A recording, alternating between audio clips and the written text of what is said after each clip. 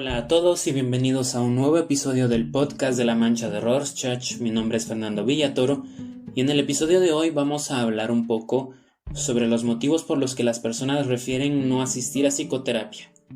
Para esto me estoy basando en un artículo publicado por la Asociación Americana de Psicología, donde muestran resultados de dos encuestas, las cuales se realizaron en los años 2008 y 2018. Si bien es importante recordar que las cifras obtenidas en Estados Unidos no pueden ser trasladadas a países de habla hispana, pueden servirnos como punto de referencia, ya sea para encontrar algún problema que nos afecte a nosotros también, o uno que pueda surgir más adelante.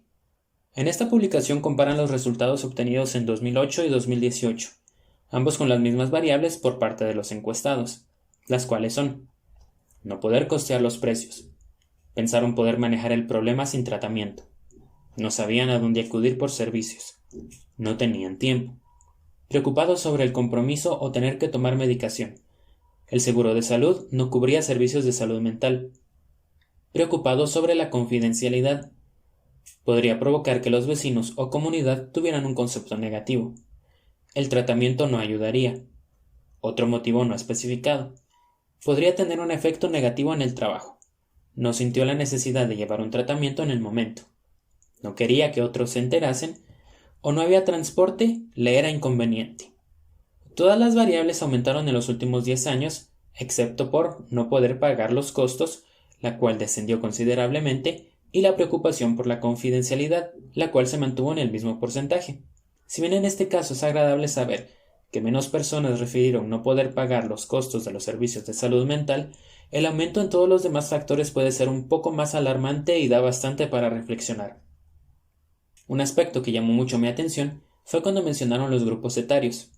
Según las estadísticas, en 2018, el 12.7% de los adultos jóvenes de entre 18 y 25 años reportaron no requerir de atención en salud mental, a comparación con el 5.8% de 2018. Y esto podría significar dos cosas. Primero, que la difusión de información sobre la salud mental le permita a la gente adquirir algunas herramientas útiles para afrontar problemas de una forma más efectiva, o que las personas no reconozcan el momento en el que necesitan de la asistencia de un profesional. Retomando los datos generales, creo que podemos dividir estos en tres categorías. Primero, las barreras producto de estereotipos incorrectos sobre la psicología. Segundo, las barreras producto de factores sociales y geográficos. Y por último, las barreras subjetivas. Ya entraré en más detalles sobre estas últimas para poder aclarar un poco más a qué me refiero. Factores como la distancia entre el lugar donde se proporcionan los servicios y el lugar de residencia de las personas, el costo de las terapias, la dificultad para coordinar horarios o el no tener cubiertos los servicios de salud mental en los seguros son factores reales en los cuales no podemos tener mayor control, más allá del desarrollo de programas que faciliten el acceso, tanto físico y económico, a los servicios y que estos se puedan dar a conocer de una forma un poco más masiva al público.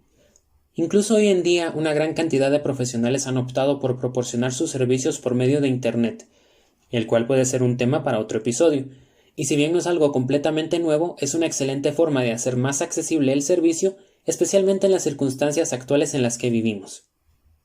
Ahora, el grupo de factores que están afectados por falsas creencias de las personas o información incorrecta que han recibido son factores donde no únicamente estamos en la capacidad de actuar, sino que como psicólogos es nuestro deber intervenir y aclarar estos puntos. No es solamente por el bien de las personas que acuden a terapia, sino del prestigio de la profesión y el de los demás psicólogos.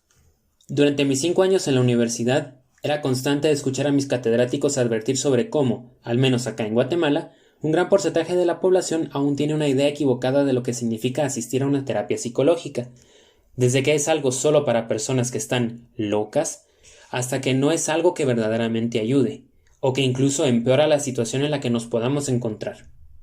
En lo personal, yo asistí a terapia porque estaba atravesando una etapa bastante complicada.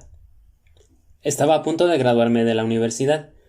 Mi abuela, quien era una figura muy importante en mi vida, había fallecido hace un par de meses. Debido a la cantidad tan grande de compromisos que yo tenía en ese momento, no le estaba dedicando mucho tiempo a mi cuidado personal, y eso terminó en algunas complicaciones de salud. Así que no, en mi caso no era porque algo estuviera mal en mí, Simplemente muchos eventos de gran impacto ocurrieron al mismo tiempo y devinieron en un malestar que yo experimentaba. Esto lo comento con el objetivo de dar a conocer algunos de los motivos por los que podemos buscar asistir a una terapia, como bien pueden ser un duelo, la sensación de no tener el control o incluso por la salud física. Ahora, hablando un poco sobre la utilidad de la terapia. Por ejemplo, en mi caso, mi terapeuta estuvo muy enfocada en el trabajo cognitivo, es decir, en la modificación de mis pensamientos y la forma de comprender el mundo. Me di cuenta de que cometía diversos errores a la hora de ver las situaciones. Me enfocaba demasiado en aspectos negativos, no me acreditaba mis propios logros, generalizaba demasiado mi forma de pensar sobre las personas, y a día de hoy aún trabajo en detectar los momentos en que cometo estos errores, para encontrar formas de contrarrestarlos. Después de todo, se requiere de mucha persistencia para empezar a moldear los patrones de pensamiento de una forma diferente. Y sí, también puedo hablar de otros aspectos que no fueron trabajados en la terapia, como aquellos que eran más existenciales, como el sentido de mi vida. Pero tomé en consideración que cada terapeuta decide especializarse en una rama de la psicoterapia o en otra, y con base en esa especialización puede ofrecerme un abanico de herramientas y posibilidades diferentes.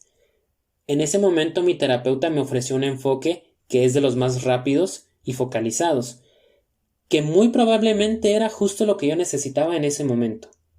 Por supuesto que en una terapia psicológica no podremos trabajar todos los aspectos conflictivos de nuestras vidas. En mi caso, yo llevaba una carga de 22 años de vida, llenos de múltiples eventos que se correlacionaron de millones de maneras para crear una compleja estructura de lo que era en ese momento mi vida y mi persona. ¿Cómo le podía yo pedir a mi terapeuta que trabajáramos los 22 años de mi vida en un par de meses? Es algo prácticamente imposible y no sería viable. En todo proceso psicoterapéutico nos deberemos enfocar, tanto el terapeuta como el paciente, en aquellos aspectos que consideremos más importantes y centrales del conflicto actual. Esto será igual en todas las terapias, aun en las más largas que llevan incluso años de duración.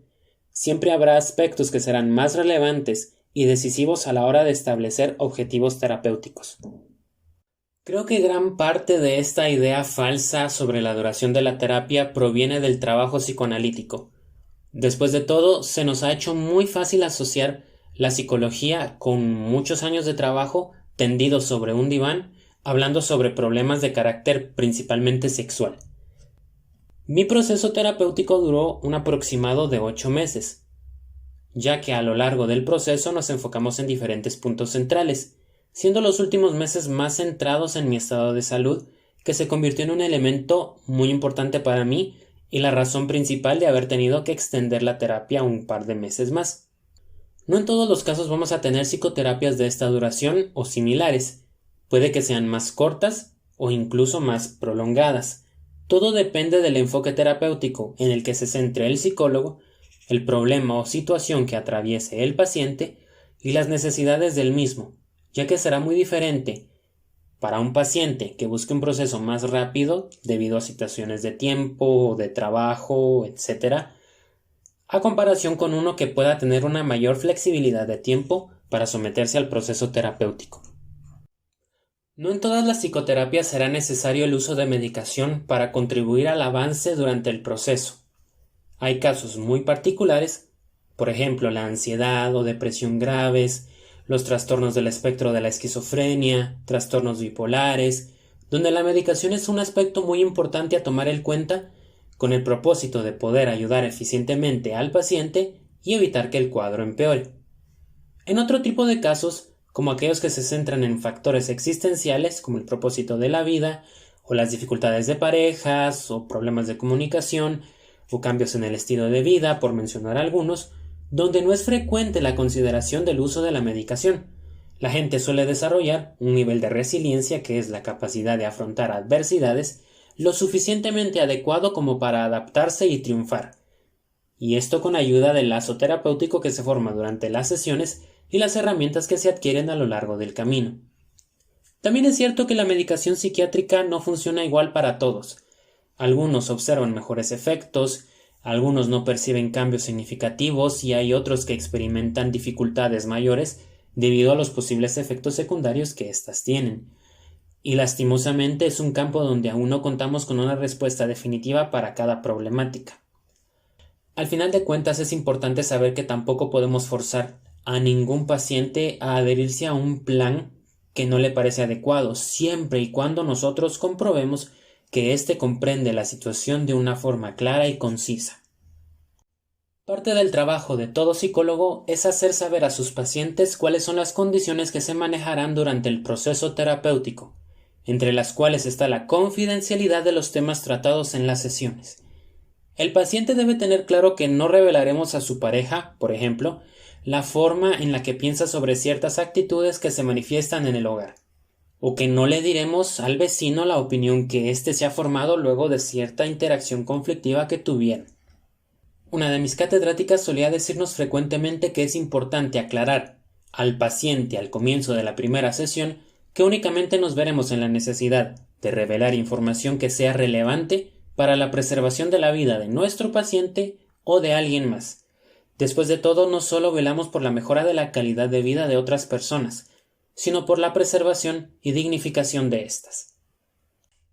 Cuando hablaba sobre barreras subjetivas, me refería a los casos en los que las personas afirmaban no percibir la necesidad de llevar un proceso terapéutico o considerarse capaces de sobrellevar la situación por su propia cuenta. Esto es prácticamente lo mismo que mencioné sobre el dato de los jóvenes de entre 18 y 25 años que no consideran necesitar asistencia psicológica, pero adentraré un poco más. Acá me refiero a ellas como subjetivas por el hecho de que puede ser que las personas estén en lo correcto al encontrarse en una situación lo suficientemente manejable para las capacidades y habilidades que poseen en el momento. Esta es una libre decisión de cada persona y debe ser respetada. Pero también puede existir la posibilidad de que la persona esté intentando sobrellevar un peso demasiado grande para sus hombros o esté postergando la búsqueda de ayuda hasta haber agotado todos sus recursos y verse incapaz de actuar a solas. Honestamente, nosotros solemos actuar de esta última forma. Yo, por ejemplo, busqué ayuda terapéutica hasta que me sentía acorralado entre todo lo que estaba sucediendo a mi alrededor, cuando mis estrategias y puntos de escape ya no funcionaban exitosamente. En última instancia debemos desear que la persona realmente se sienta capaz de manejar la situación y que pueda hacerlo.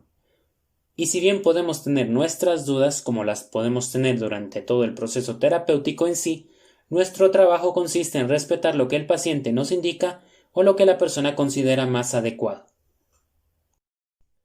De momento no he encontrado información que refleje esta misma situación en países de habla hispana, pero me atrevo a considerar que si bien los resultados pueden ser bastante similares, habrá un número mucho mayor de personas que indiquen que no pueden costearse los servicios o que no sepan dónde acudir por ellos, y que uno de los principales factores para no asistir a psicoterapia sea por las creencias equivocadas que las personas manejan y en general por el estigma que aún rodea a la idea de ir al psicólogo.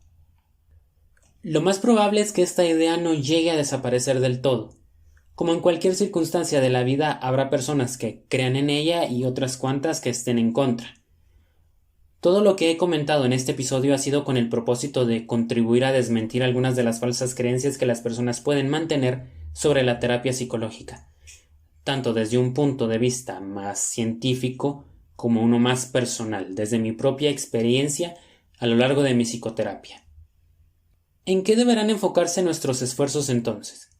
Principalmente en la correcta formación de profesionales en el campo, los cuales son nuestra carta de presentación ante el mundo, en la creación de programas que puedan facilitar el acceso a servicios de salud mental para los grupos poblacionales que hayan estado menos beneficiados, y en la divulgación de información precisa sobre esta profesión y lo que realmente significa asistir al psicólogo.